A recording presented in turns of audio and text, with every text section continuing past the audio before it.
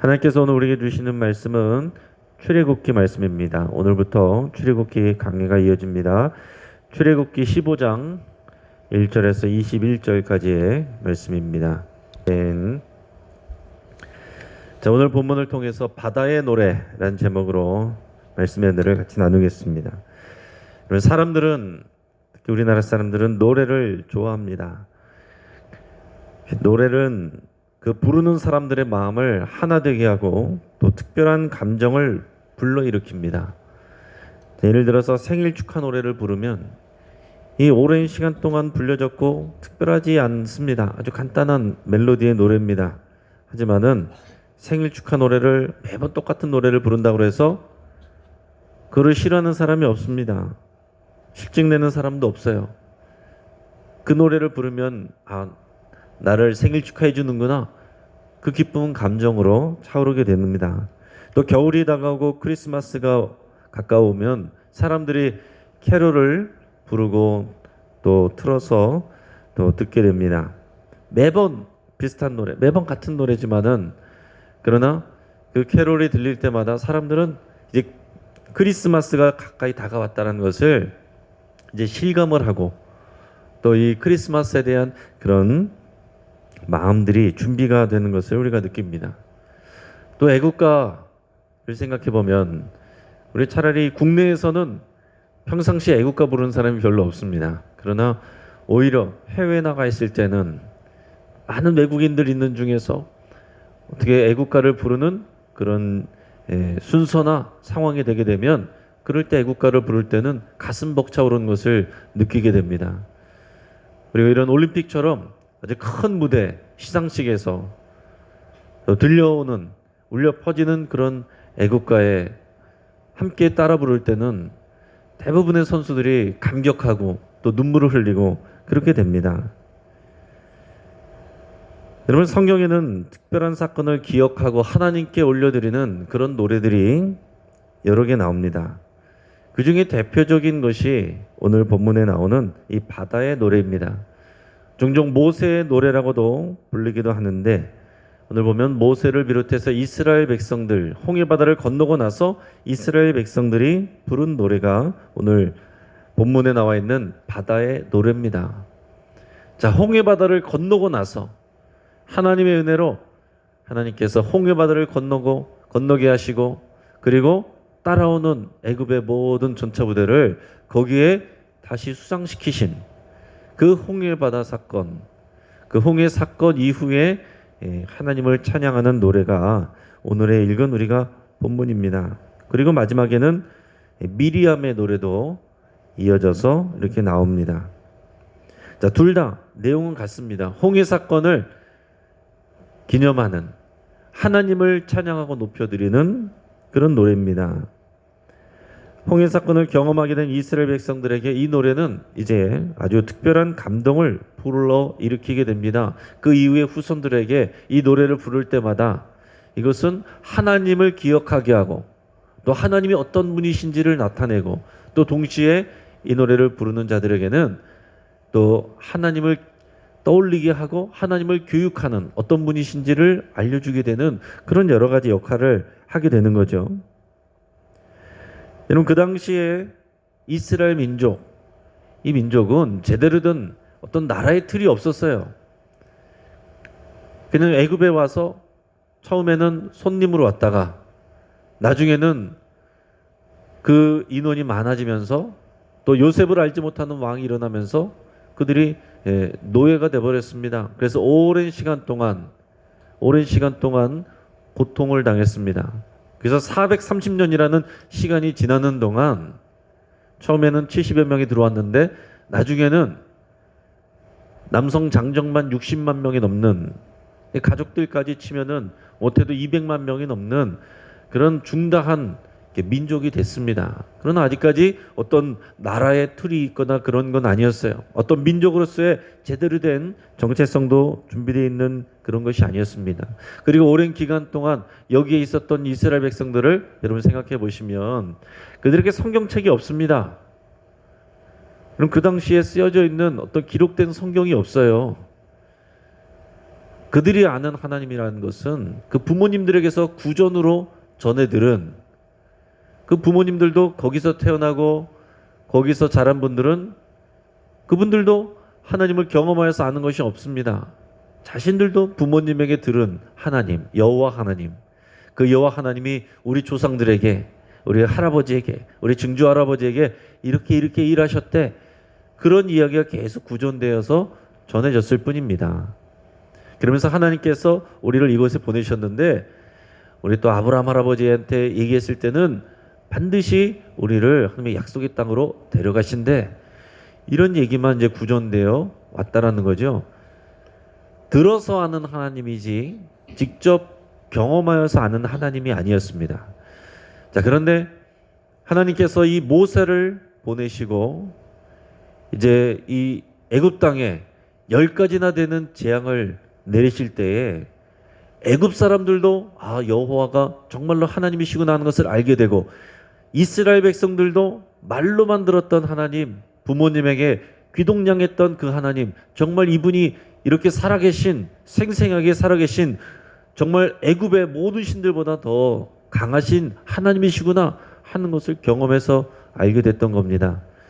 그러다가 이 홍해 사건, 이 홍해를, 바다를 가르시고 그 가운데로 백성들을 지나가게 하시고 애굽의 모든 그 따라왔던 전차 부대를 다 수몰시킨 이 사건을 경험하면서 정말로 이스라엘 백성들은, 와, 정말 우리 하나님이 대단한 하나님이시구나, 정말 진짜 신이시구나.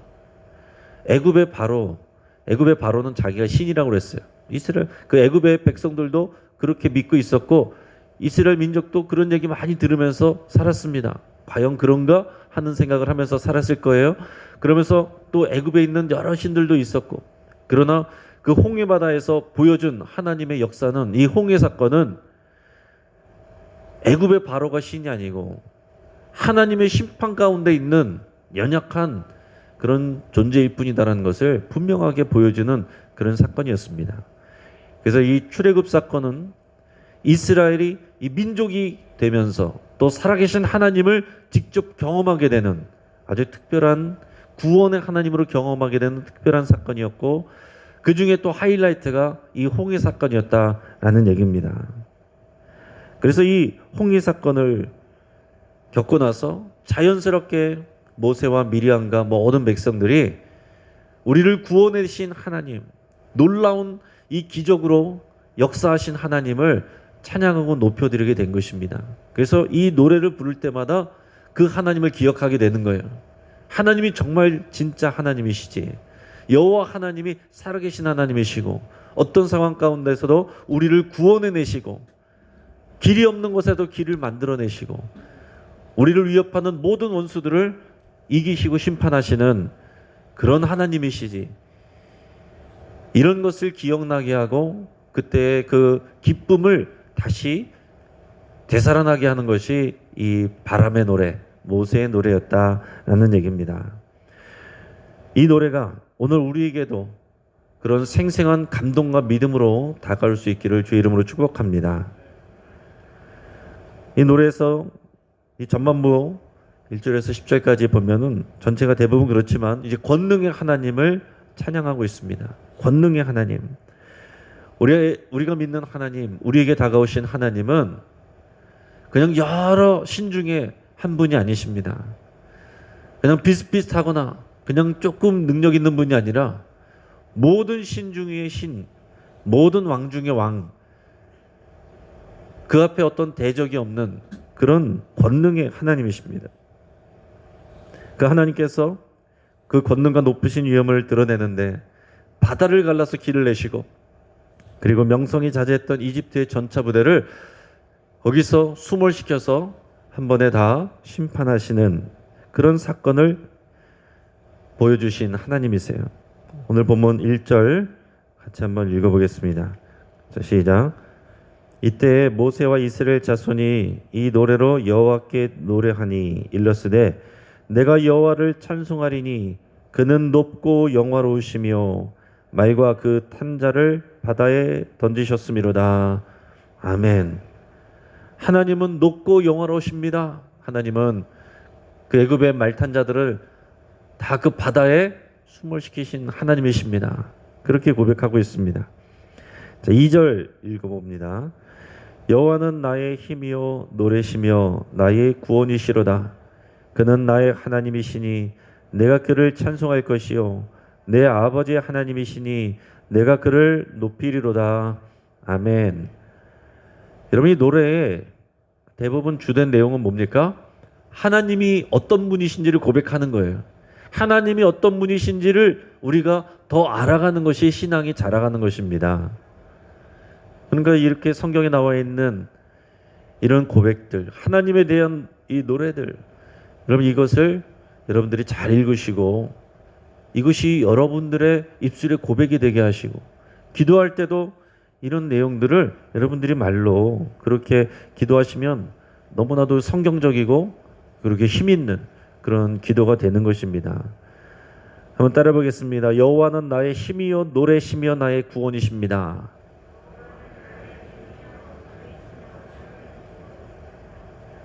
주는 나의 하나님이십니다. 또한 내 아버지의 하나님이십니다. 여러분, 이 고백을 평상시에도 할 수 있길 바랍니다. 노래로 만드는 것은 그런 장점이 있는 거예요. 늘 흥얼거리면서 그 내용이 기억이 되고 각인이 되는 거거든요. 여호와가 나의 힘이 되시고 노래가 되시고 구원이 되신다. 여기서 그 노래라고 할 때 1절에 노래한다라는 표현이 나오고 오늘 2절에서 하나님이 나의 노래라고 돼 있는데 1절에서 그들이 노래하였다라고 표현할 때 그 노래는 우리가 생각하는 일반적인 그런 노래입니다.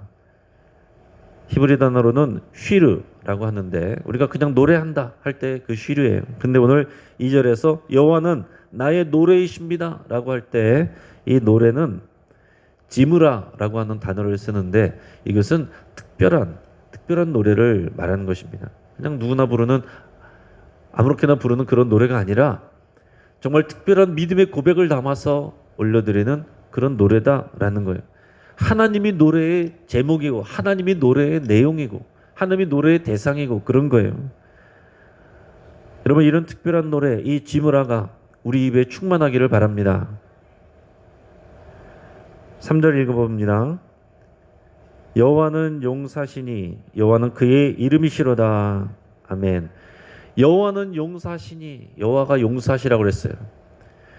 여호와 하나님은 전쟁에 능하신 분이십니다. 여러분, 우리가 살아가는 데 있어서 우리는 그냥 혼자 살아가는 것이 아니라 우리를 대적하고 우리를 넘어뜨리려는 적들과 원수가 있습니다. 눈에 보이는 사람일 수도 있지만은 그 위에 보이지 않는 영적 존재가 있고, 그래서 우리가 살아가는 삶은 영적인 전쟁인 거예요. 그냥 나 혼자 열심히 하다가 지치면은 어려워지다가 그런 것 같지만 눈에 보이지 않는 대적이 있어요. 그래서 우리를 실망하게 하고 우리가 다른 사람들을 대한 신뢰를 꺾게 하고 우리 하나님을 향한 기대를 무너지게 하고 그래서 하나님으로부터 멀어지게 하고 하나님으로부터 실망하게 하고 실직나게 하고 또 다른 세상을 더 사랑하게 하고 어떤 모양으로든지 세상에 취해서든지 아니면 두려워서든지 하나님과 멀어지게 하는 그런 영적인 원수들이 있는 것입니다. 그런 영적인 전쟁 가운데서 우리 하나님은 용사가 되시고 전쟁에 능하신 분이 되시는 거예요. 그래서 여러분, 우리는 염려할 필요가 없고 우리를 위해서 싸우시는 하나님, 여러분 이 노래의 고백이 우리에게도 굉장히 중요한 믿음이 되는 것이고 또 우리에게 격려와 용기가 되는 거예요. 하나님은 멀리서 팔짱 끼고 우리의 일에 대해서 방관하거나 잘 모르는 분이 아니라 우리에 대한 모든 내용을 알고 계시고 우리는 당장 눈앞에 보이는 사람들하고 싸우고 있지만 하나님은 정말 우리를 넘어뜨리는 그 원수 대적을 싸워서 무너뜨리는 용사 되신 하나님이시다, 이 고백입니다. 이어서 우리 7절 같이 읽습니다. 주께서 주의 큰 위엄으로 주를 거스르는 자를 엎으시니이다. 주께서 진노를 바라시니 그 진노가 그들을 지푸러기 같이 살았느이다. 아멘. 자, 하나님께서는 주를 거스르는 자들을 큰 위엄으로 엎으시는 분이다, 이렇게 고백했습니다. 이 구체적으로는 애굽의 바로와 군대를 얘기를 하는 겁니다. 여러분, 그 당시에 이 이스라엘 민족들에게 있어서 세상에서 가장 센 사람, 가장 강한 사람, 그 애굽의 바로와 그 군대였어요. 그 당시 이 전차 부대를 갖고 있는 데는 애굽밖에 없었습니다. 애굽의 바로는 자기가 신이라고 그랬고, 그리고 그들이 보았던 애굽에서의 모습은 굉장히 발전되고 풍요로운 그런 모습이었습니다. 하지만 하나님께 거스른 자, 하나님의 뜻을 거스를 때는 그들도 하나님 앞에서 지푸라기 같이 심판을 받는다. 그들이 하나님 앞에서는 지푸라기일 뿐이다 라고 고백하고 노래하는 것입니다. 여러분, 이 고백을 여러분도 따라하시고 기도하시면서 나를 힘들게 하고 나를 두렵게 하는 그 모든 상황과 대상들의 그 모든 것은 하나님 앞에서 지푸라기일 뿐이라고 여러분 그렇게 고백하시길 바랍니다. 세상을 두려워하고 또 사람이 두려워지고, 그거는 내가 하나님에게서 시선이 흐트러졌기 때문에 그런 거예요. 하나님을 거스른 자를 지푸라기처럼 엎어뜨리고 또 하나님이 진노를 나타내시는 그 하나님께 집중하면 여러분, 세상에 대한 두려움, 사람에 대한 두려움, 상황에 대한 두려움을 우리가 이기고 극복할 수가 있습니다. 우리 10절 말씀 또 함께 읽겠습니다. 자, 시작. 주께서 바람을 일으키심에 바다가 그들을 덮으니 그들이 거센 물에 납같이 잠겼나이다. 아멘. 하나님께서 바람을 일으켜서 바다로 대적을 덮으셨다라 했어요. 바다를 여신 것도 바람이 불게 해서 그랬다고 되어 있습니다. 이 바람이라는 단어는 루아흐라고 되어 있는데, 이 루아흐, 바람이라는 말은 굉장히 특별한 단어입니다. 그냥 일반적인 바람을 의미할 수도 있지만은 하나님이 숨을 불어넣으셨다, 인간을 창조하시고 숨을 불어넣으셨다라고 할 때도 루아흐라고 하시고, 또 성령의 임재, 성령을 바람으로, 루아흐로 많이 표현하기도 해요. 그래서 오순절 성령의 임재 사건 때도 보면은 급하게 바람이 부는 것처럼 성령이 임하신다는 그런 표현이 나오죠. 이렇게 바람이 분다, 그런 표현들이 있어요. 창세기 맨 처음에도 보면 하나님의 신이 수면 위에 운행하시니라, 그런 표현들이 나오는데, 그런 표현들은 우리가 경험하게 될 때는 그 위에 어떤 바람이 부는 모습으로 성령님께서 임하시는 그런 모습을 나타내기도 하는 것입니다. 오늘 이 홍해 바다를 이렇게 열게 한, 또 닫게 하는 이 바람은 성령이 운행하시는 특별한 능력을 나타내는 것이기도 합니다. 그냥 자연적인 바람이 아니라 특별한 성령의 역사를 나타내는 것이에요. 그래서 이 바람이라는 이 표현이 나올 때 우리는 성령님을 떠올릴 수가 있어요. 하나님께서 바람을 일으키셔서 바다로 하여금 대적을 덮게 하셨다라는 거예요. 성령의 역사입니다. 자, 하나님은 그 모든 것 위에 뛰어나신 하나님이십니다. 바다는 사람들에게서 공포의 대상이에요. 기본적으로 성경에서도 바다는 악의 상징이고 또 두려움의 상징이에요. 바다는 그 끝을 알 수가 없고 빠지면 사람들이 죽잖아요. 그래서 바다는 사람들이 두려워하는 그런 두려움의 대상인데, 하나님께서는 어떻게 했습니까?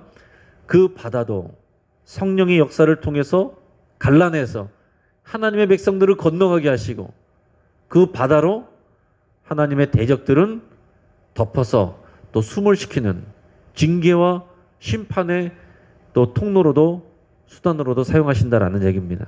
사람들은 바다를 두려워하지만 하나님은 그 바다로 하여금 하나님의 백성들에게는 건너가게 하는 생명의 길이 되게 하시고, 하나님의 대적들에게는 또 징계와 심판의 도구가 되게 하신다라는 거예요. 이 홍해 사건을 기억할 때 이런 하나님을 노래하는 것입니다. 우리가 이 노래를 우리가 부르고 배우면서 그런 하나님인 것을 배우게 되는 거예요. 우리가 생각할 때는 이것만 어떻게 해결됐으면 좋겠다라는 생각들을 우리가 볼 때는 하는 게 있죠. 그러나 하나님은 우리가 없어졌으면 하는 것을 통해서도 우리를 단련시키시고 우리에게 은혜와 복을 주시기도 하시고요. 이것 때문에 우리는 안 되겠다라고 했지만은 그것을 통해서도 하나님은 우리의 대적을 심판하시고 징계하시기도 하고 우리를 보호하시는 그런 역할로 사용하시기도 합니다. 그러니까 하나님은 우리의 모든 생각과 또 이런 선악의 판단 기준 그 위에 있다라는 겁니다. 하나님께서 이스라엘 백성들 나중에 심판하실 때도 보면은 바벨론이라고 하는 나라, 하나님을 알지 못하는 나라를 통해서도 징계하시는 거예요. 이스라엘 백성들이 입장에서 볼 때는 어떻게 이럴 수가 있는가 이해될 수 없지만 하나님은 그런 바벨론도 얼마든지 도구로 사용하실 수도 있고, 그러고 나서는 그들의 죄를 또 물어서 바벨론을 다시 또 심판하실 수도 있는 하나님이신 겁니다. 그러니까 이런 하나님, 그러니까 우리 수준에서 이해하는 하나님이 아니라 그 한참 위에 계시는 하나님, 우리에게 생명의 길도 내시고 같은 방법으로 또 심판도 하시는 놀라운 하나님을 여기서 노래하고 있습니다. 그 이어서 또 20절까지 또 18절까지 11절에서 18절까지 내용을 보면 거기에서 특별히 우리에게 주목할 만한 부분은 하나님께서 우리를 인도하신다라는 그런 내용들입니다. 그래서 하나님이 우리를 인도하시는 것을 찬양하고 있어요.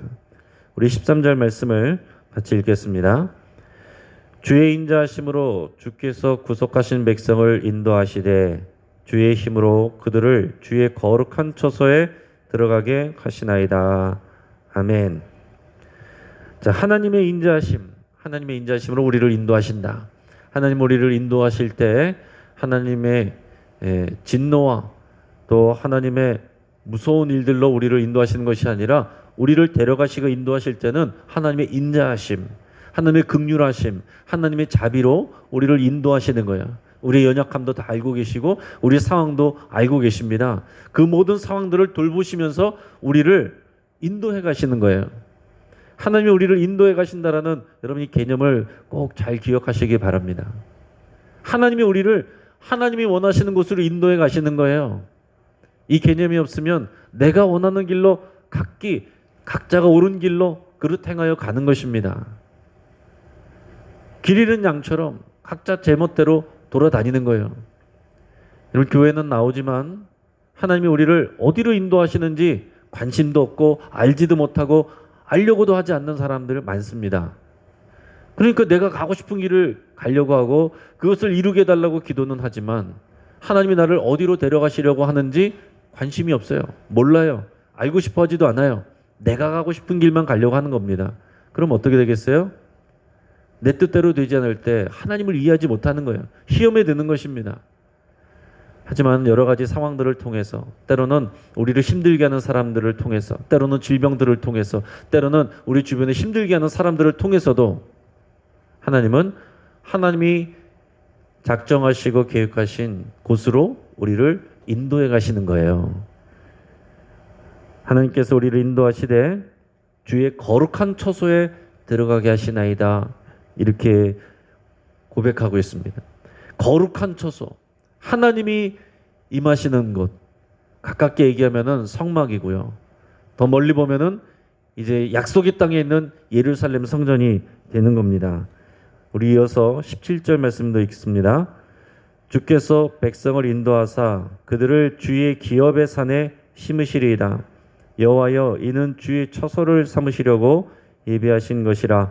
주여 이것이 주의 손으로 세우신 성소로소이다. 아멘. 자, 하나님께서 이스라엘 백성들을 내려가시는 건 그 기업의 산, 하나님의 처소로 거룩한 곳으로 삼으시려는 그곳으로 간다는 것은 그 약속의 땅 가나안의 시온산을 얘기하는 거겠죠. 거기에 예루살렘 성전이 세워집니다. 그곳이 하나님의 처소가 되는 거예요. 그 약속의 땅으로 데려가신다는 거죠. 그리고 출애굽기 안에서 데려가시는 것은 그 이전에 시내산입니다. 하나님께서 시내산에서 이스라엘 백성들과 언약을 맺으시고 십계명과 율법을 주시면서 언약을 맺으시죠. 그 이전에는 하나님을 들어서 하는 하나님이었어요. 그리고 이 10가지 재앙과 홍해 사건을 통해서는 이제 경험해서 보는데 어떤 하나님이지 그냥 무섭고 두렵고 그냥 우리는 가만히 있으면 알아서 하여 주시는 그냥 그런 하나님이에요. 그러나 시내산에서 하나님은 어떤 하나님으로 나타나시냐면은 우리에게 법을 주시는 하나님이세요. 그리고 우리과 언약을 맺으시고 우리가 이제는 그냥 좌충우돌하는 인생이 아니라 하나님의 말씀을 알아서 내가 스스로 순종하여 하나님을 따라가는 그런 단계로 우리를 데려가시는 겁니다. 그리고 출애굽기 마지막 부분은 성막이 나오죠. 25장에서 40장까지는 성막이 나옵니다. 예배자로서 우리를 가르치시는 거예요. 그러니까 시내산에서는 우리가 하나님의 법을 알고 또 예배자로 하나님께서 우리를 인도하시고 성장케 하시는 것입니다. 그러고 나서 기업의 산으로 시온의 약속의 땅으로 가서는 하나님의 사명자가 돼서 그것을 땅을 정복하고 하나님의 뜻대로 순종해서 살아가는 하나님의 나라 백성으로서 살아가게 하시는 겁니다. 이게 하나님의 우리를 인도해 가시는 과정이고 계획이에요. 하나님이 우리를 시내산으로 데려가시고 시온산으로 인도해 가십니다. 그것이 무슨 의미인지 여러분 잘 생각하셔야 돼요. 시내산으로 가려고 생각 안 하고 그냥 내가 가고 싶은 대로만 가다 보면 광야만 헤매게 되는 것입니다. 광야를 지나서 시내산에 이르러 하나님을 알아가게 되는 거예요. 똑같이 들었던 말씀이지만은 광야를 지나고 나면 이제 그 말씀이 들어오게 되는 거예요. 나의 말씀으로 들어오게 돼요. 거기서 하나님을 예배하는 것을 배우게 되고 그리고서는 하나님의 땅에서 사명자로서 살아가게 하는 것입니다. 내가 그냥 숨이 붙어 있어서 왜 사는지도 모르고 사는 것이 아니라 하나님께서 우리를 인도해 가시고 사명자로 살아가게 하시는 거예요. 사명이 있기 때문에 우리가 살아있는 것이고 살아있다는 것은 우리에게 사명이 있다는 것을 말하고 우리가 살아있는 동안 하나님이 우리에게 맡겨주신 그 사명을 감당하려는 우리 믿음의 고백과 그런 소망과 그런 분명한 인식이 있어야 되겠습니다. 말씀을 정리합니다. 하나님은 우리의 믿음의 노래를 듣기를 원하십니다. 하나님을 경험하여서 감동하고 신뢰하며 부르는 그 노래가 우리의 마음과 입술에 가득하기를 여러분 결단하시고 소망할 수 있기를 바랍니다. 하나님에게는 불가능한 일이 없습니다. 바다에 길을 내시고 또 그 바다로 하나님의 대적을 심판하십니다. 우리는 눈에 보이는 이 상황과 세상이 아니라 이 코로나 상황과 우리 보여지는 이 상황들이 아니라 그 위에 계신 하나님을 더 알아갈 수 있기를 바랍니다. 하나님은 언제나 우리를 선하게 인도하십니다. 우리가 원하는 곳으로 데려가는 것이 아니라 하나님이 원하시는 곳으로 인도해 가시는 거예요. 그것은 하나님의 폭력이 아니라 하나님의 인자하심입니다. 하나님이 우리를 가장 좋은 곳으로 데려가세요. 시내산과 시온산으로 데려가십니다. 우리를 하나님의 말씀을 따르는 하나님의 제자로 그리고 예배자로 하나님의 사명자로 하나님이 우리를 인도해 가십니다. 같이 기도하겠습니다. 오늘 말씀을 붙잡고 기도할 때 우리 마음과 입술에 감사와 소망의 찬양으로 가득하기를 여러분께서 기도할 수 있기를 바랍니다. 여러분 지금 입술로 여러분 하나님을 찬양하시고 하나님을 인정하시고 하나님의 영광을 높여 드리시길 바랍니다. 우리가 세상을 두려워하지 않고 더 크신 여호와 하나님을 경외하기로 소망하기로 또 결단할 수 있길 바랍니다. 하나님이 우리를 선하게 인도하심을 신뢰하고 감사를 드릴 수 있기를 바랍니다. 또 우리 가정을 위해서 기도할 때 우리 가족들이 하나님을 대할 때 들어서 하는 하나님이 아니라 자신이 경험하여 노래하는 그 하나님이 되기를 위해서 여러분 간절히 기도할 수 있길 바랍니다. 오늘 수예배를 위해서 기도할 때 오늘 남아프리카 공화국 이민모 선교사님 오셔서 말씀 나누시는데 우리 하나님의 은혜가 충만하기를 위해서 함께 기도해 주시고 우리 교회학교 교사들 또 우리 학생들 위해서 여러분 간절히 기도할 수 있기를 바랍니다. 우리 현장 예배, 온라인 예배 등을 통해서 우리 예배가 더 큰 은혜로 회복되고 감동과 감격이 더 부어지기를 위해서 우리 함께 기도하겠습니다. 우리 주여 한번 간절히 부르짖고 합심해서 함께 기도하겠습니다. 주여